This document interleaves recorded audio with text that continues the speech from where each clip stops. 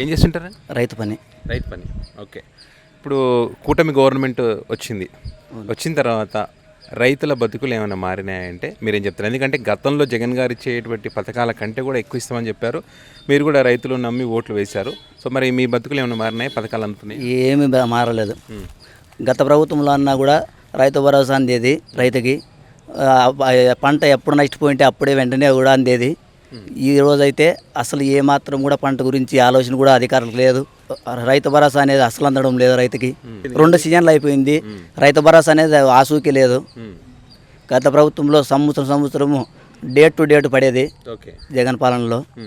ఈరోజు అదంతా నిర్వీర్యం అయిపోయింది. నమ్మకం ఉంది ఏమన్నా మళ్ళీ ఇప్పుడు దరిదాపులో ఇస్తారా? మాకైతే అస్సలు నమ్మకం లేదు. చంద్రబాబు చేస్తాడనేది గత చరిత్ర అంతా కూడా ఉంది కదా, ఎప్పుడు మోసాలతోనే తయారైనాడని.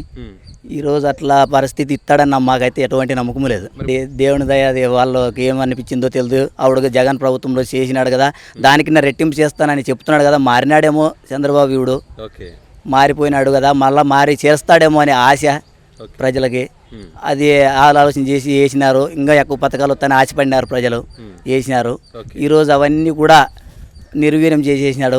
ఆశలన్నీ నిరాశలు అయిపోయినాయి. ప్రతి ఒక్క ఓటరు కూడా బాధపడుతున్నారు. ఎందుకు చంద్రబాబుకు ఓటు వేస్తే మేము ఎందుకు బాగా మంచి సుపరిపాలన ఉండే, వర్షాలు బాగా సకాలంగా పడేటివి, బాగా పంటలు బాగా పండుతుండే, మా పొలాల్లో ఎప్పుడూ కూడా సస్యశ్యామలంగా ఉండే. ఈరోజు చంద్రబాబు నాయుడు తీసుకురావడం వల్ల అసలు ఏమాత్రం సస్యశ్యామలం లేదు. ఒక పంట కూడా సరిగా చేతికి అందడం లేదు. పంట పండింది అంటే రేట్లో గిట్టుబాటు ధర లేకపోవడము. అదేవిధంగా పంట పండకపోవడం వల్ల అది పురుగులకు పడి నాశనం అయిపోయే పరిస్థితి.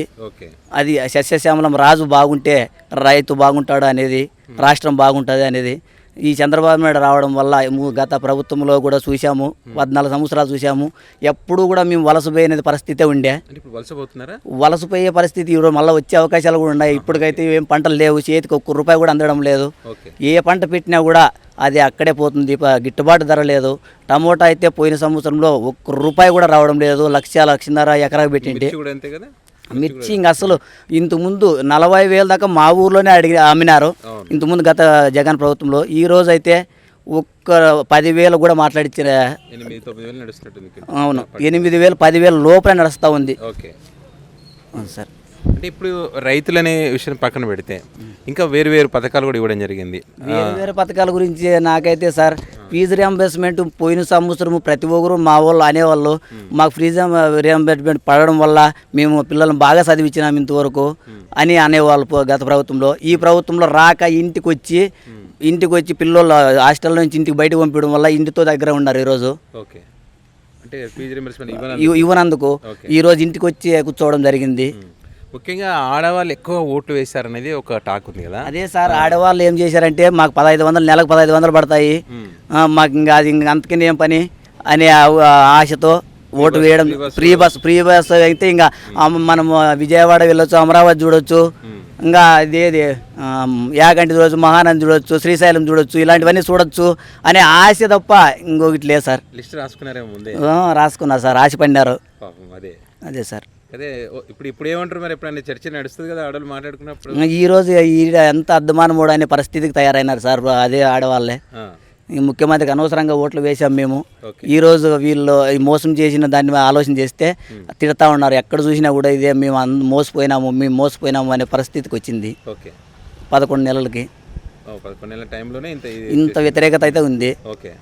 ఏమన్నా బాధ అనిపిస్తుందా? జగన్ని అనవసరంగా ఓడించామని ఫీలింగ్ కలుగుతుందా? జనాలకు అనిపిస్తా ఉంది ఏమన్నా? మాకైతే వేడ్చే అంత బాధ ఉంది. మంచి పరిపాలన అందించే రాజు పోయినాడు అనేది తప్ప ప్రతి ఒక్కరూ మంచి రాజు మనం కోల్పోయినాము అని ప్రజలు ప్రతి ఒక్కరూ ఏడ కూర్చున్నా కూడా ఇదే చర్చ జరుగుతుంది. జగన్ మంచి పరిపాలన అందిస్తుండే, మన సకాలంలో ఏటివైనా కూడా రైతు భరోసా అందుతుండే, ఫీజు రియంబర్స్మెంట్ బాగా పిల్లలకి అనుకూలంగా ఉండే, అమ్మఒడి అనేది అందుతుండే. అమ్మఒడి అనేది ఎంతమంది అంటే అంతమందికి వేస్తామని ఈరోజు ఒక్కరికి కూడా ఇవ్వడం లేని పరిస్థితి.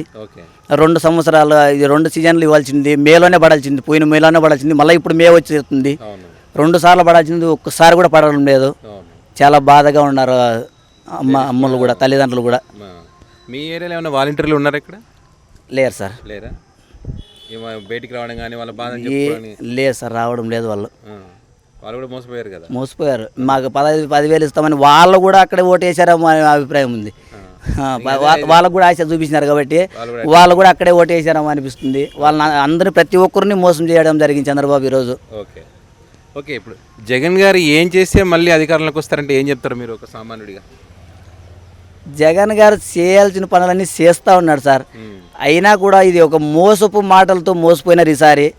నెక్స్ట్ ఎలక్షన్లో అన్ని కబుర్లు చెప్పినా ఎన్ని మాయ మాటలు చెప్పినా ఖచ్చితంగా అధికారంలోకి జగన్మోహన్ రెడ్డి వస్తారనేది అయితే మా నమ్మకం.